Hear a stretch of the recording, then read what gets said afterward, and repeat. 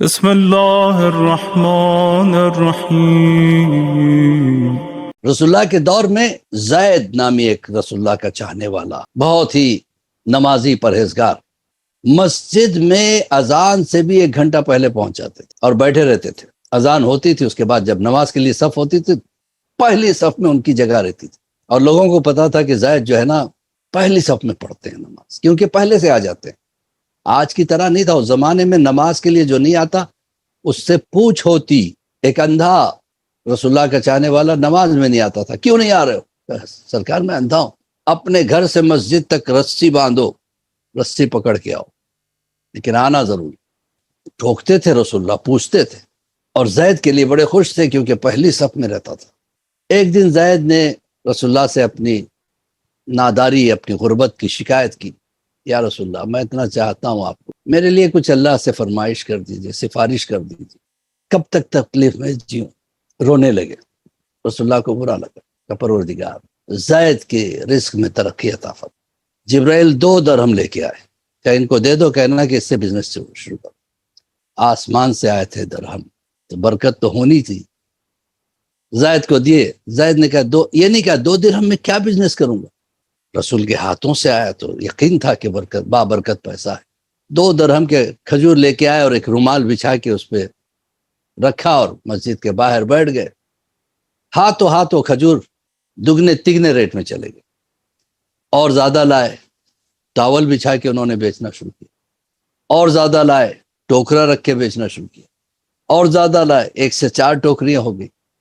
پھر اور ترقی ہوئی، چھوٹا سا فٹ پاتھ پہ دکان بنا لیا۔ پھر اور ترقی ہوئی، دکان پکی بن گئی، اور ترقی ہوئی، اس کے بعد ایک شو روم بن گیا کھجوروں کا۔ اب زید کے دکان میں 10-15 کام کرنے والے، اور زید اتنے بیزی ہو گئے کہ مسجد میں جو پہلی صف میں ہوتے تھے، اس کے بعد کچھ دنوں کے بعد دوسری میں، پھر تیسری میں، پھر چوتھی میں، پھر رکوع میں آنے لگے، پھر دھیرے دھیرے نماز سے غائب۔ ایک ہفتے زید کا پتہ نہیں چلتا۔ رسول اللہ کو بہت خراب لگا۔ اب وہ شخص جو ہر وقت پہلی صف میں اور پہلے سے رہتا تھا، آج وہ کیوں نہیں آ رہا ہے مسجد کو؟ پوچھا جاتا کیا کروں یا رسول اللہ، اتنا بزی رہتا ہوں، وقت ہی نہیں ملتا، میں پڑھتا ہوں نماز، چھوڑتا نہیں ہوں۔ رسول اللہ نے کہا میں جانتا ہوں تم اپنی دکان پہ پڑھتے ہو، لیکن تمہیں جماعت میں آنا ہے؟ یار مشکل ہے یا رسول اللہ، اللہ جانتا ہے، اللہ کو پتا ہے۔ یہ کیسی مجبوری، یہ پرائرٹی ہے۔ آپ کس چیز کو پرائرٹی دے رہے ہو؟ دنیا کے کام کو تو وہ پہلے کرو گے، آخرت کے کام کو تو وہ پہلے کرو گے۔ that depend on your own priority۔ آپ کا ویژن کیسا اس کے اوپر ڈیپینڈ کرتا۔ اب رسول اللہ کو بہرحال خراب لگا، پروردگار مجھے اچھا نہیں لگ رہا ہے زید اس طریقے سے، کہ جاؤ اس سے وہ 2 درہم لے کے آ جاؤ۔ رسول اللہ گئے۔ رسول اللہ پہنچے تو زید اتنے خوش ہو گئے، اللہ اکبر، آج اللہ کا رسول میری دکان پہ، بہت خوش ہو گئے۔ جلدی جلدی اپنی سیٹ خالی کر کے کہا یہاں بیٹھیے سرکار، اس لیے کہ برکت آئے گی۔ ان کے ہاتھ کے 2 درہم نے آج مجھے کروڑ پتی بنا دیا، اگر یہ میری سیٹ پہ بیٹھیں گے تو کیا ہوگا؟ رسول اللہ نے کہا دیکھو میں جانتا ہوں تم بہت بیزی ہو، لیکن میں وہ 2 درہم کے لیے آیا ہوں، واپس دے دو۔ 2 درہم آپ کہے تو 10,000 دے دوں، 20,000 دے دوں، 2 لاکھ دے دوں، آج جو کچھ ہوں آپ کے اس 2 درہم کی وجہ سے۔ کہا مجھے وہی چاہیے۔ ٹھیک ہے لے لیجئے، 2 درہم دے دی۔ اب وہیں سے جیسے گئے دھیرے دھیرے بزنس ڈاؤن ہونے لگا۔ شو روم واپس دکان بنا، دکان فٹ پاتھ بنی، فٹ پاتھ ٹوکرا بنی، ٹوکرے سے پھر وہی رومال، پھر ہاتھ خالی۔ زید پھر مسجد میں آ گئے، صف اول میں، نماز سے پہلے، اذان سے پہلے۔ رسول اللہ نے کہا دیکھا زید، اب بتاؤ تم اپنے آپ کو کیسے محسوس کر رہے؟ زید کو احساس ہو گیا اپنی غلطی کا، کہ اب زیادہ کمفرٹیبل محسوس کر رہا ہوں، زیادہ خوش محسوس کر رہا ہوں۔ تو عزیزان محترم، پروردگار عالم دے کے بھی امتحان لیتا ہے، اور پروردگار عالم لے کے بھی امتحان لیتا ہے۔ کبھی کسی مولوی کے سامنے بیٹھ کے اپنی روح چیک کرائے، دین کا چیک اپ کرایا آپ نے؟ مولانا ذرا دیکھیے میرا وضو صحیح ہے یا نہیں ہے، میرا غسل صحیح ہے یا نہیں ہے، میرا سورہ حمد صحیح ہے یا نہیں ہے۔ بسم اللہ اکثر لوگوں کی خراب ہوتی ہے، بسم اللہ الرحمن الرحیم اکثر لوگ جو ہے نا غلط پڑھ دیتے ہیں۔ کبھی مولوی کے سامنے بیٹھ کے اس کی بھی فکر کریں۔ ہاں ایک چیز کی فکر رہتی ہے مولوی کے سامنے، مولانا کہیں خمس میں کٹوتی ہو جائے، کچھ کم ہو جائے، وہاں بھی اپوزٹ وے میں جاتے ہیں۔ تو عزیزان محترم یاد رکھیے ہمیں فکر ہونا چاہیے، اور ہمارا مولا ہماری کتنی فکر کرتا ہے، ہمارا امام کتنی فکر کرتا ہے۔ مولا علی، حضرت علی ابن ابی طالب صلاۃ والسلام کا ایک غلام تھا، رومیلا نام تھا، کوفے سے کافی دور رہتا تھا. تو اس نے ایک مرتبہ اسے بخار ہو گئی، اور جب بخار ہو گئی تو اس نے منت کی، پروردگار اگر میری بخار اتر جائے تو میں کوفے جاؤں گا، مولا کے پیچھے نماز جمعہ پڑھوں گا، اس طرح سے میری دونوں چیزیں پوری ہو جائیں گی. پہلی بات تو یہ ہے کہ مولا سے ملاقات ہو جائے گی، ان کی زیارت ہو جائے گی، ان کے رخ انور کی زیارت ہو جائے گی. دوسرے کہ ان کے پیچھے نماز پڑھنے کا کتنا ثواب. سوچے ایک عالم کے پیچھے پڑھنے کا کتنا ثواب ہے، جو علم لدنی کا مالک ہو، جو کل کائنات کا مشکل کشا ہو، اس کے پیچھے نماز کتنا زیادہ ثواب ہو. سوچتا رہا، منت کر لی، اب انتظار ہے بخار اتر جائے تو میں جاؤں. بخار اتر گیا، پہنچا، جیسے مسجد میں پہنچا، مولا نے دور سے اس کو دیکھا، مسکرائے، اور جب قریب میں آئے تو کہا اچھا منت اتارنے آئے ہو. حیران ہو گیا مولا، یہ تو میری دل کی بات تھی، میں نے منت کسی سے بیان بھی نہیں کیا کہ میں نے یہ منت مانگی، اور میرا بخار اتر گیا اور میں حاضر ہو گیا آپ کے پیچھے نماز پڑھنے کے لیے. مولا آپ کو کیسے خبر؟ امام نے جب جملہ کہا، وہ امام ہی کیا جسے اپنے چاہنے والوں کی فکر نہ ہو، جسے اپنے چاہنے والے شیعوں کی خبر نہ ہو.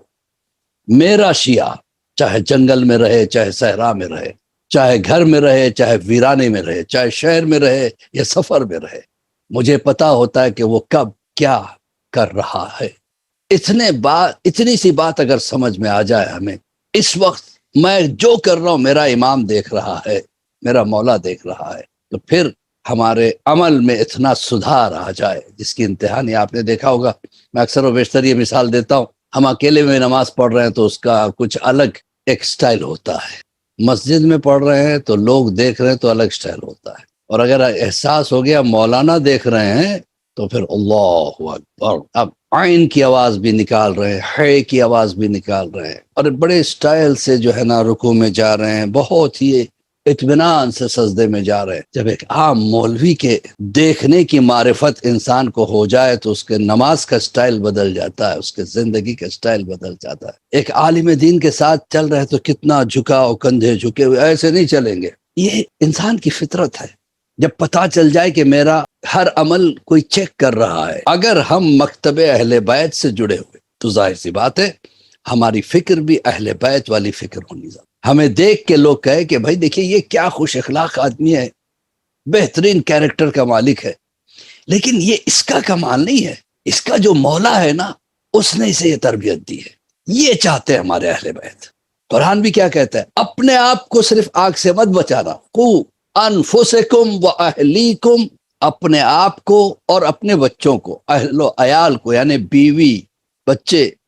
کہیں کہیں کیا ہوتا ہے، بیٹا سو رہا ہے، جوان ہے، اٹھانا چاہا، بیوی نے ارے سونے دو، رات دیر تک جاگتا رہا، گیم کھیلتا رہا. یہاں بیوی کی محبت اور بچے کی محبت میں آپ خاموش ہو. اس کا جواب آپ کو دینا پڑے. محبت بے شک کیجیے، بے پناہ محبت کیجیے، لیکن اس کی آخرت کی فکر ہی اصلی محبت ہے. اور آپ نے اس کو سونے دیا. آپ جانتے اگر میں اٹھاتا تھا تو بچہ اٹھ جاتا تھا.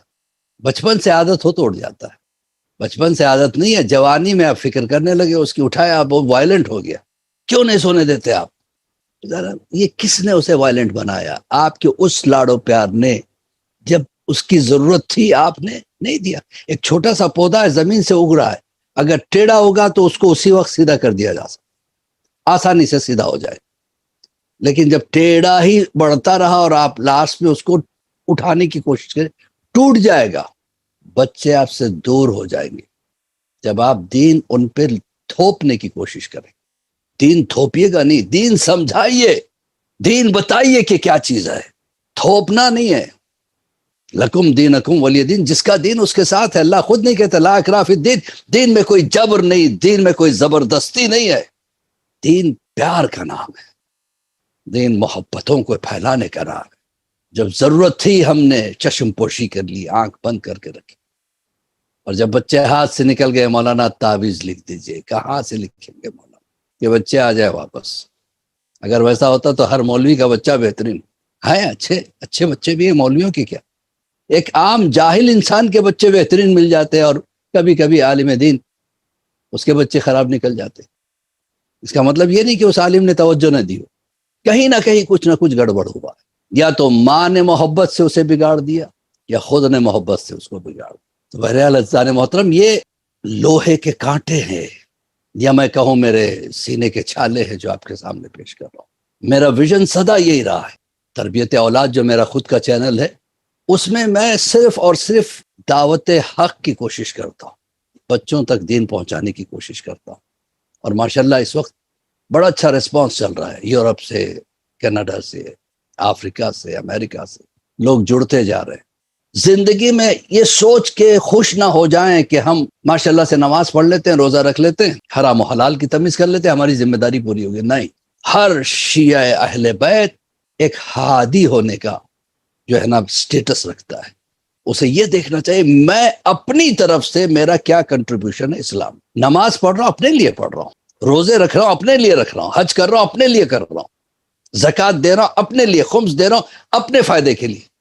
دین کے فائدے کے لیے میں نے کیا کیا؟ کچھ بھی کرے، چھوٹے سے چھوٹا کام، کوئی دین میں چھوٹا بڑا کچھ نہیں ہوتا۔ چھوٹے سے چھوٹی بھی اگر اپارچونٹی مل رہی کسی کو ایک گلاس پانی پلانے کی، یہ آپ کا کنٹریبیوشن۔